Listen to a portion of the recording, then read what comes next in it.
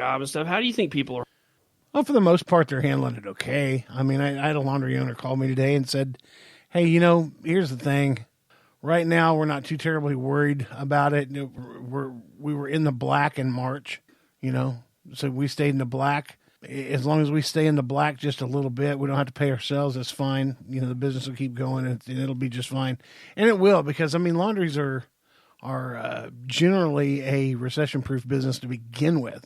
That's what you were saying. Yeah. If you think about it, if you lose your home and you wind up going to an apartment, a lot of apartments don't have the hookups for washer and dryer, and so you go to use your local laundromat. Well, business actually gets a little busier. I'll be damned.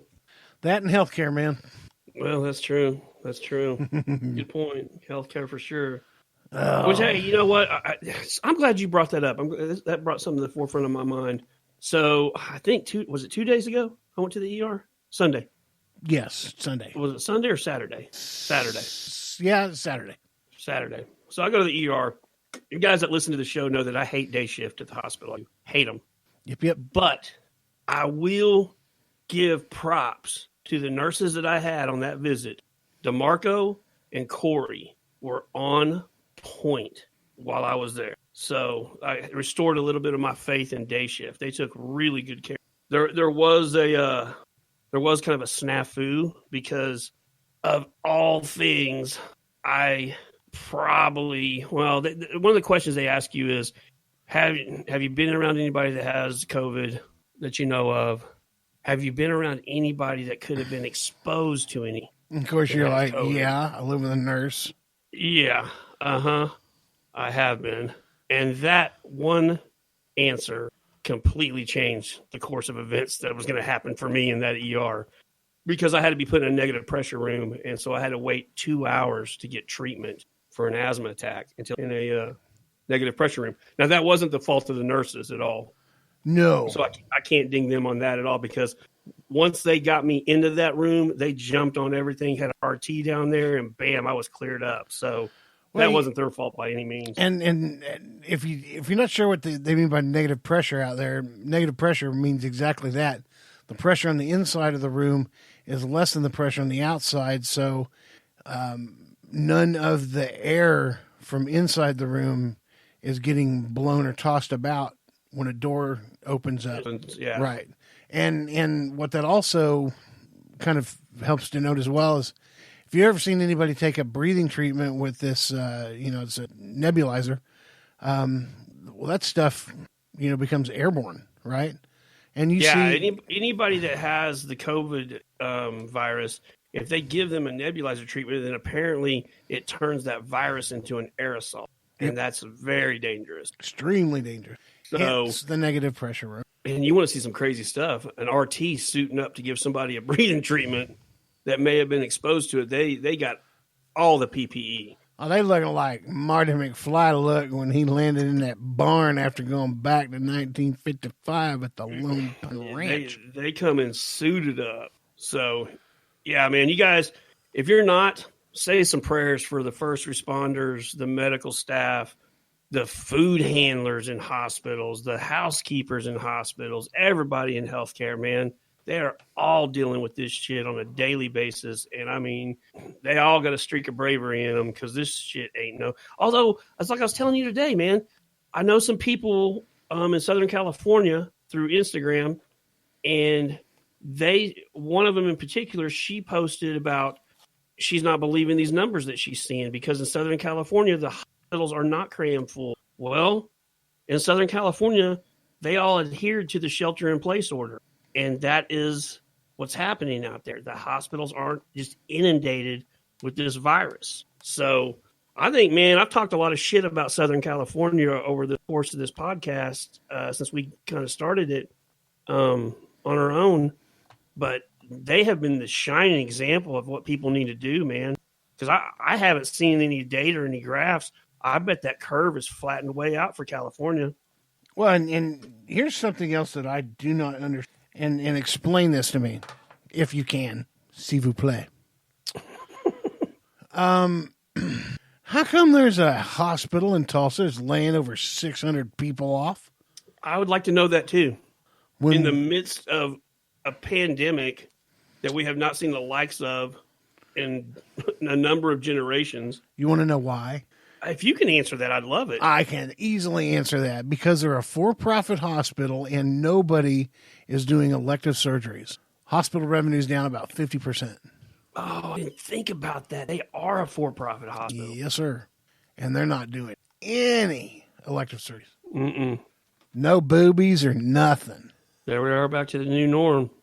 No, wait, that's where I draw the line. I was going to say, there's a Shinerism coming up here in a sec. Yeah, that's where I draw the line, man. We're going to have so implants can be taking place.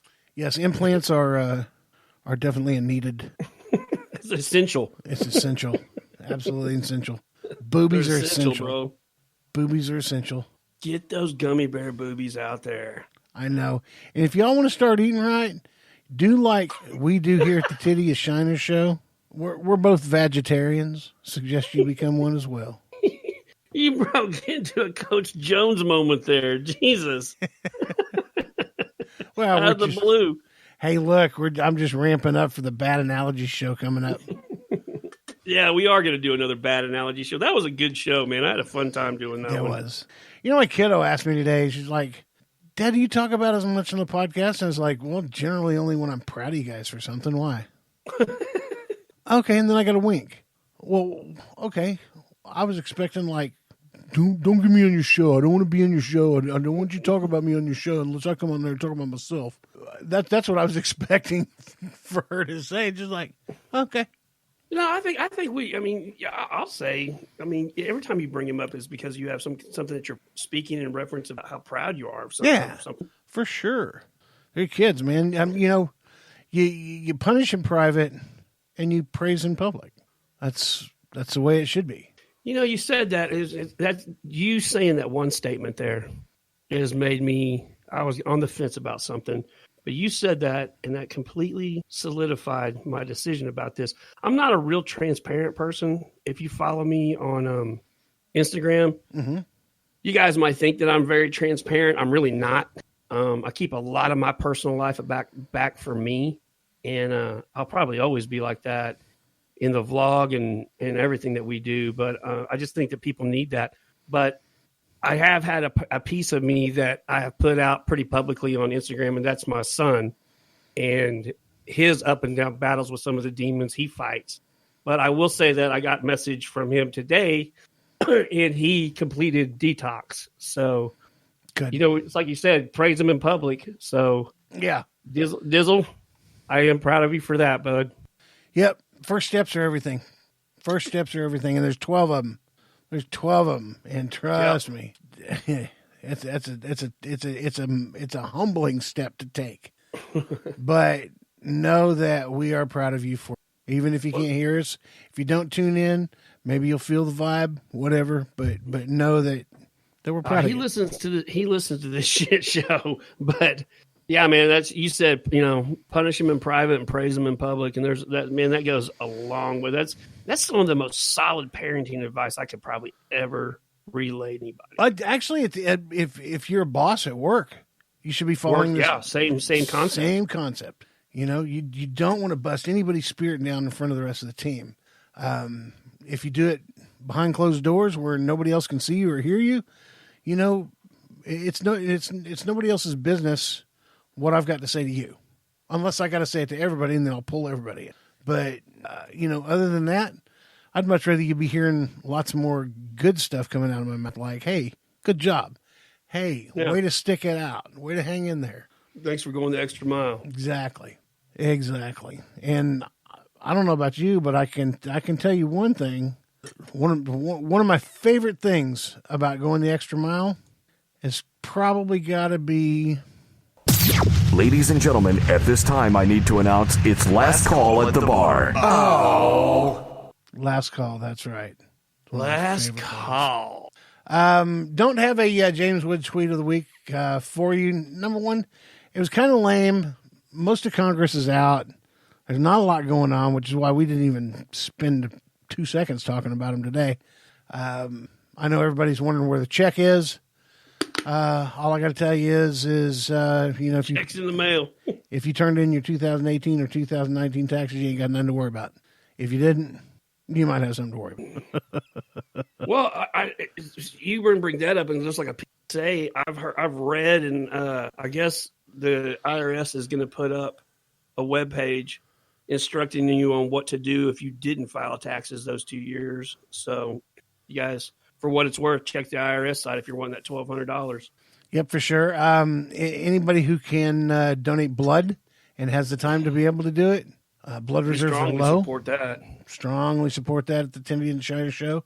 We almost needed some ourselves when Shiner got his ass kicked by a bunch of midgets at a wrestling show, but thankfully his spleen was undamaged, so it was all good. And we've made it through another show. Yes, we have, man. Yes, we have. You guys, I hope everybody's keeping their chin up, and I hope you guys are finding ways to entertain yourself. We hope we give you a opportunity to do so 3 times a week when we put these little shit shows together. Yeah, but now it's your job. Get in touch with us. Make us laugh about something. Tell us how you're spending this time. What you guys are doing? Yep. What do you guys spending a lot of family time and putting stuff together as a family? You guys drinking the days away? Like, what are you doing? And if it's super creative, we might even get back in contact with you and maybe see if we can do an interview with you on the show. Who knows? That'd be a great idea. I think it'd be a fantastic idea. All right, y'all. Well, for Donnie Smith, who could not be here tonight, my name is Big Tiddy, and I'll see you later. Love you. Bye. You guys get out there, kick the day smooth in the ass, and don't forget to leave your mark on the world. Shiner out. Smooth. Maybe smooth. This podcast sucks.